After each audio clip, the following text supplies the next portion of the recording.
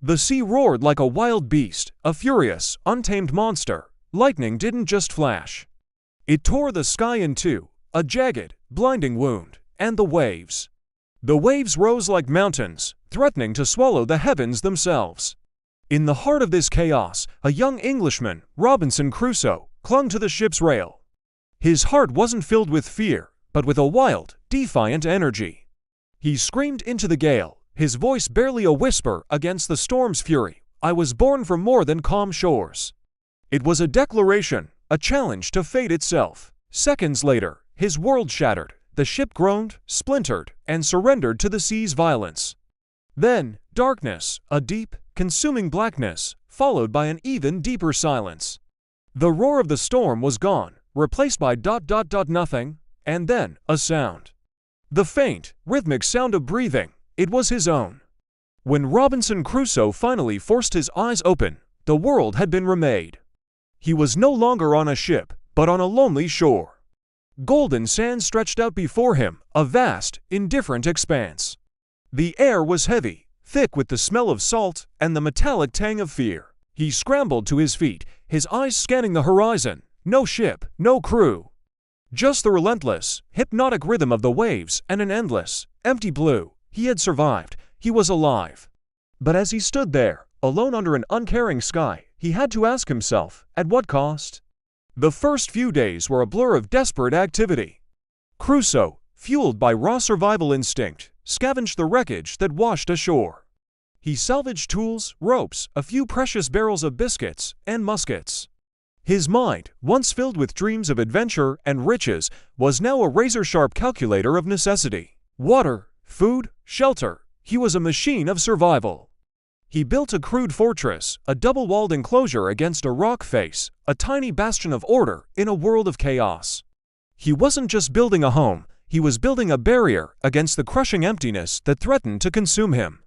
But as the initial adrenaline faded, a new enemy emerged, one far more formidable than hunger or the elements. Days bled into weeks, weeks into months. The silence of the island began to press in on him.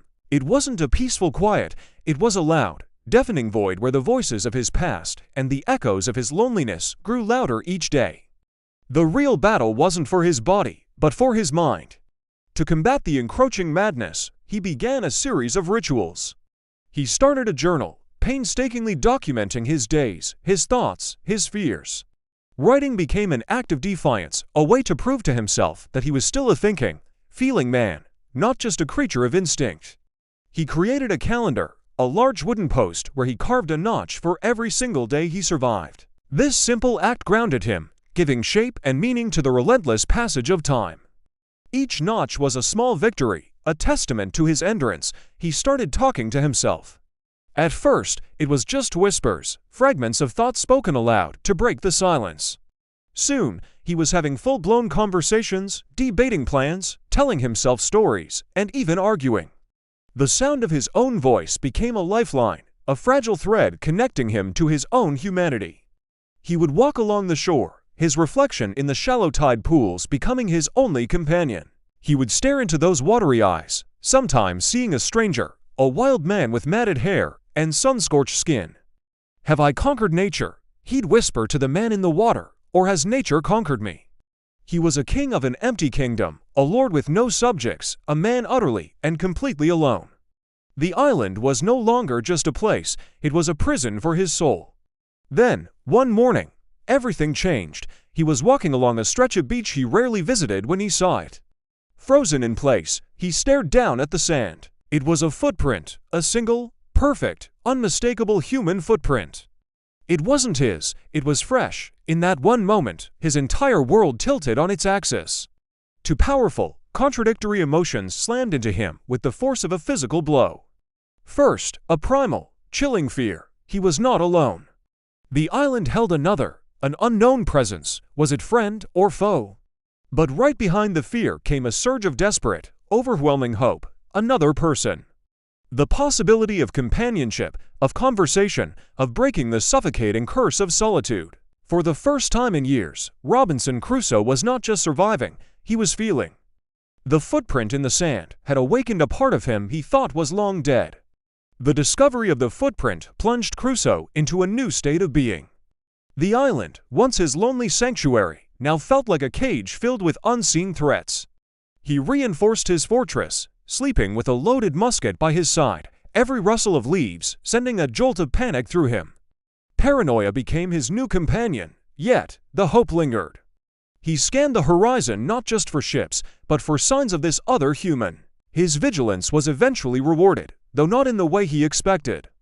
He witnessed a horrifying scene, a group of cannibals on the beach with two captives. As they prepared to kill one, Crusoe, driven by a mix of horror and a sudden, fierce protectiveness, intervened. He fired his musket, the thunderous sound scattering the attackers in terror. He managed to save one of the prisoners, a young native man. This man, whom Crusoe would name Friday, became the answer to his deepest longing. Though they came from entirely different worlds and spoke no common language, a bond formed between them almost instantly. It was a bond forged in the crucible of survival. They taught each other through gestures, through actions, through the shared experience of living on the island. Crusoe taught Friday words of English. Friday taught Crusoe the secrets of the island, how to navigate the jungle, and where to find the best food. Their communication was clumsy, but their understanding was deep. In teaching Friday, Crusoe found himself learning more than he ever expected. He saw his own beliefs, his own culture, reflected back at him through Friday's curious and intelligent eyes. He had to explain things he had always taken for granted, and in doing so, he began to question them himself. He saw the world not just through his own English perspective, but through the lens of another human being. Friday was not a servant, he became a friend, a confidant, a brother. The silence was finally broken, not just by speech, but by laughter, by shared work, by the simple, profound comfort of companionship. Years passed, transforming the island and the man. What was once a prison of despair became a thriving homestead. Fields were planted, goats were bred, and a small community of two flourished. Crusoe was no longer just a survivor, he was a creator, a governor, a teacher. He looked at the world, he had built the orderly home, the cultivated land, the friendship with Friday, and realized something profound. He had spent his life chasing a certain idea of civilization, one defined by cities, commerce, and society. But here, on this remote scrap of land, he had discovered its true essence. Civilization wasn't about stone buildings or written laws.